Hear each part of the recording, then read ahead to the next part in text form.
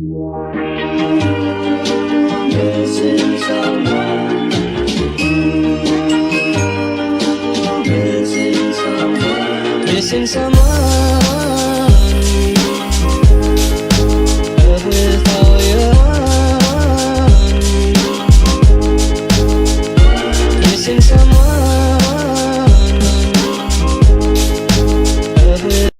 What's up, people? It's your boy Side Town Trucker, and right now it's around 6:30 in the morning in California. Taking the load, from California to Arkansas, and basically, I could do two things: show you guys the tread depth of what your tires should be and what they should not be, because if DOT finds this out, they're gonna make you change your tires, most definitely.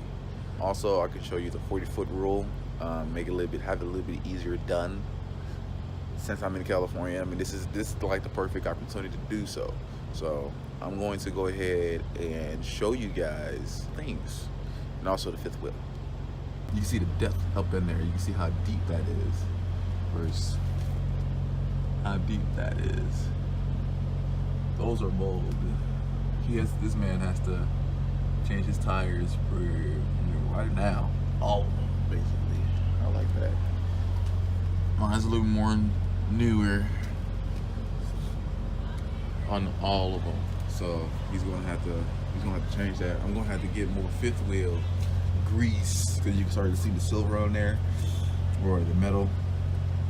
I'm gonna get the more fifth wheel grease to cover it up, make it more even. So that makes me uncomfortable.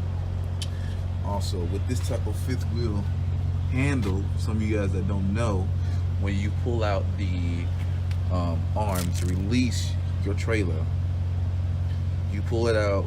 You pull out straight, like come at an angle, pull out straight, and then hook it to your, basically, from my point of view, you will hook it to your left. So you pull out, hook it to your left, boom, and then you got it. All right, now, this one, so it's pre-trip. Every time you get a new trailer, if it's not already running, make sure that you do it the pre-trip on it. If it's not running, you always want your fuel for the reefer to make sure that you all good and dandy. I gotta do in the pre-trip. Checking on the tires tread. This is getting wearing out a little bit. It's gonna need to get changed, but I'll be good rolling. Another thing fancy about this truck, let me sound on cool about this truck, is that I can test all the lights at once. Some of y'all don't, if y'all don't have a 2018 or not, all you gotta do is hit the test light button, right there, test light, and then click that. And not every single light is gonna go through its own pre-trip right there. Every light's gonna flash.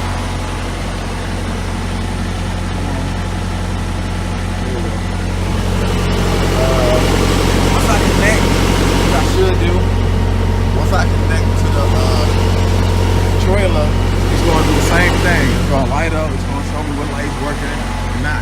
And this helps me see if my backup light is a different color or if it's still white. Like I was telling you guys earlier, let's see. Oh, that's pure white. Right there. So I'm gonna go ahead and connect these handles. Alright. That light is on. Walk down. You see that light's working and it's on.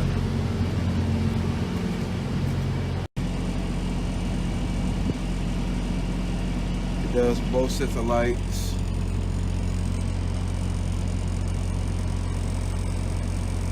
Those are working. This is on. And when you check in the inside of the trailer, I keep dropping my gloves, sorry. And when you check the inside of the trailer, sorry, I'm not left-handed, so excuse me if I can't open this correctly, but the open saying, for people that don't know about reefers, they're very insulated for the doors. When you look inside, you want to make sure that both sides of the chutes are in contact and connected, no rips, no tears, especially in the back. You want to make sure you want to take the back all the way back there, make sure that unit, that little plastic piece is not torn.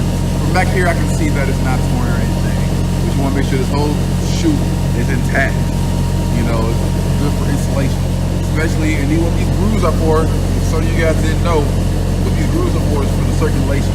So when the air comes up through here, it hits the door, it comes down, and it shoots right through these grooves. And it keeps the air circulating like this, like a elongated oval. So that's what that does. The 40-foot rule. Our trailers have the 40-foot marking. These wires are taken pretty low for my comfort. I gotta connect this wire back up to here so it's not down low. Because it's just dangling, so I'm gonna need to connect that, and I'm gonna do that soon. After the video, I'm gonna do that. You don't want them wires hanging down low, because you know, DOT sees that. You know, put you in like, what's going on, buddy? So the 40-foot rule, I've been looking at my videos, they really don't explain all that well, but the 40-foot rule is from the center of the kingpin, the center, that dang middle, right there. You can see in the middle of there. When the middle of the kingpin is for the trailer, then all the way back from the middle of the kingpin to here is 40 feet. So to the middle, all the way to over here would be your 40 feet. And to know when you're moving your trailer where you should stop if you're pulling up forward, to know that you're at 40 feet exactly. Because anything from, okay, I'm gonna tell you first. So the 40 foot from the beginning, for 40 foot from here to the middle of here would be, or your wheel hub, would basically be your 40 foot. That's 40 feet right there, exact. But anything, if this 40 feet is behind it, and anything further behind, you're good. In California, dude, you're good. It's better if you're like all the way shoot back or all the way up in front. But as long as that 40 foot is not passed from the middle of the your wheel hub, you're good. It has to be exactly in the middle if you can, or close to the middle if you can. DOT really won't get on you if it's like one hole past the middle, or somewhere around that line. But you won't have some people that are going to be little jerks, so they want to mess with you. Also, if some of you guys didn't know about the weight rule, in California it's a little bit different than everywhere else. Your back wheels or your back tandems can be 34. So anything with your drives 34, but your steers is different. I'm going to find out, instead of it being 12,000, it can be 12,500 in California. I didn't know that. Now, so 12,500. This is up in California. But once you leave California, you better hit that first cat scale you can get to reweigh it the proper way and get it right. So you do 12 all over the place, because you know that's only when you deliver in California. But I'm heading out of California, so it's gonna be a little bit different for me. But I think my pre-trip is almost done. I can take a trailer and move 100%.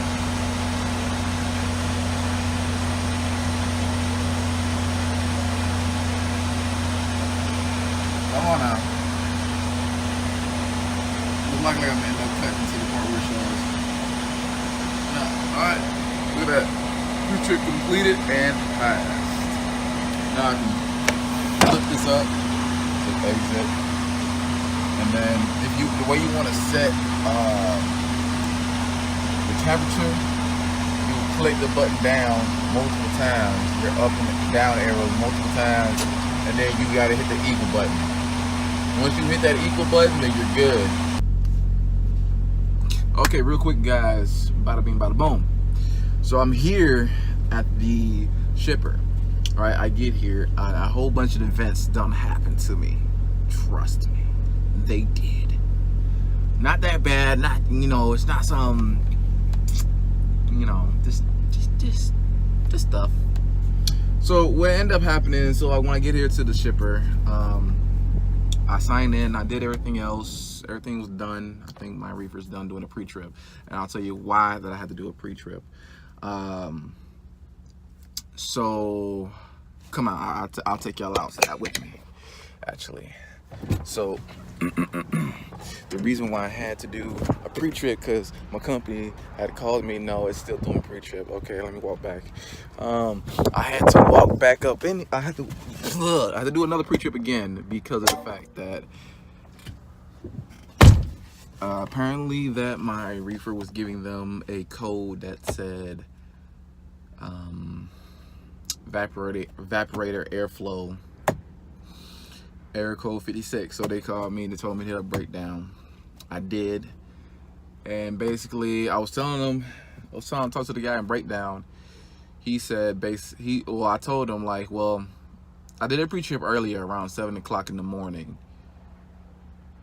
Why is it now just sending you guys this message or something? And it passed, and I've been having a green light ever since. So I'm not understanding what was going on. And he's like, oh, I don't know either what's going on. Let's do it. He said do a pre-trip basically, and then that little switch on the reefer, I'll show you guys in a minute. The switch, flip it up and down, basically to reset the code, and then you should be fine. You should be able to be loaded. But technically, I'm not even loaded yet. But the place that I'm at, I'm picking up strawberries, and then I'm just delivering to, going back to Clarksville, Arkansas, which is, I think it's close to Texarkana, so I can work on my truck. But it says I have about 21 hours to get there. 21. And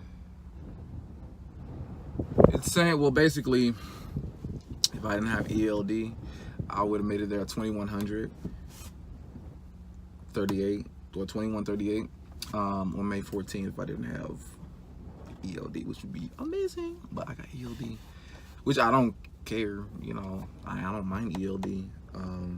Doesn't bother me. It doesn't affect me none. But yeah, so I'm pretty sure I won't be able to go inside and record, so I'm doing the record now to let you guys know stuff that's going on. So I think it's done. And again, you guys can't see it, but it passed. So yeah, I'm gonna exit. I'm gonna do this. He said flip it down and then flip it back up. The switch. This switch right here. Start/run and off switch. Even though we do have a reefer on off button, but yeah, start and stop run. So basically, where's the sun? Right here's the sun. Shine on me, son. So yeah, so basically that is going on. So now I should be good to go, and then I'll give you guys another update when I stop for the night. So stay tuned. Alright, what up, people? I ended up stopping for the night. Still in California at this point in time. I got done with the shipper not too long ago. My 14 ended up running out, so I had to make some quick decisions. And plus, in California, around between 6 and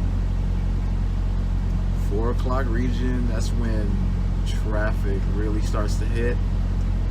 So I basically decided to get some fuel, put some DEF in my truck, even though the truck doesn't need DEF, but this is a company truck, so I'm not gonna fuck up or mess up their stuff.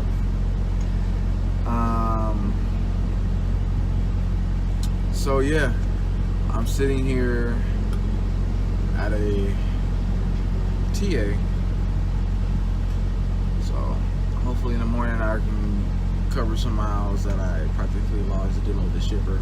So basically the story of what was going on and what happened was that this shipper doesn't tell you or notify you when you're done. Or when they're done unloading you. You just gotta walk back up in there and just check. You know, lucky for me that it wasn't much of a big difference, that I just walked back up in there and nobody was there. So I'm thinking that everybody just went on break. I'm like, what? Went on break. And the thing is, they don't change the light from red to green so you can know if they're done or not. Like, it just stays green. It blinks green the whole entire time. So it's crazy. So yeah, I got loaded with the strawberries. No more BS for now, hopefully. And we'll see how everything plays out. I was thinking about making a couple of side videos away from the episodes of what I was doing. You know, seasons. You know, probably like some actual learning curves type thing, so it could be much of an easy search, so you guys don't have to look or watch the whole entire video of my episodes if you're only looking for specific types of information. So I think I'm just gonna start doing that and just, you know, putting them apart and just leaving all the things that I know in separate videos. What's up, people? What's up? What's up? So right now I am at the receiver after a whole bunch of mess that went on during the whole entire trip, which was tiring. A lot of nighttime driving when I couldn't go to sleep because I wasn't tired, and all the other stuff that was going on. So end up, after going through all that mess, I end up making it. And I'm waiting to get unloaded, so I'm at the receiver. I'm not going to disclose the location, or not the location, but the name of the receiver that I'm at. But yeah, so I'm just waiting for them to unload this trailer. Then I got to take this trailer, empty, move to a drop yard, drop it off, and bobtail to the terminal so I can get this truck looked at, because it needs, you know, good amount of stuff done to it. I don't know, I'm gonna try to see if I can get a new truck. I saw earlier in the morning around midnight, saw another driver, you know, that was in the same company as me. He's leasing, because our company lease, but he got one of the new Volvos. I'm like, man, because it was lease. That's the thing. I'm like, maybe I need to look into that, do a little lease, see if I can own a truck. Put the new Volvo. Screw that. See if I can get into that. But yeah, I just want to, you know, this is the final update, the end of episode 3 for, you know, my seasons and stuff like that. So I just want to let you guys know the update, give you guys an update on what's going on and what's my next move. And then after this episode, I'm gonna try to start making them more shorter and informational, probably, or more entertaining, a little more entertaining. You know, I was just testing out the waters, but now I can kind of figure out how the direction I want to make my videos, or how I'm gonna want to make the episodes. But other than that, this has been your boy Shot Town Truck. Peace, love, and keep making that money.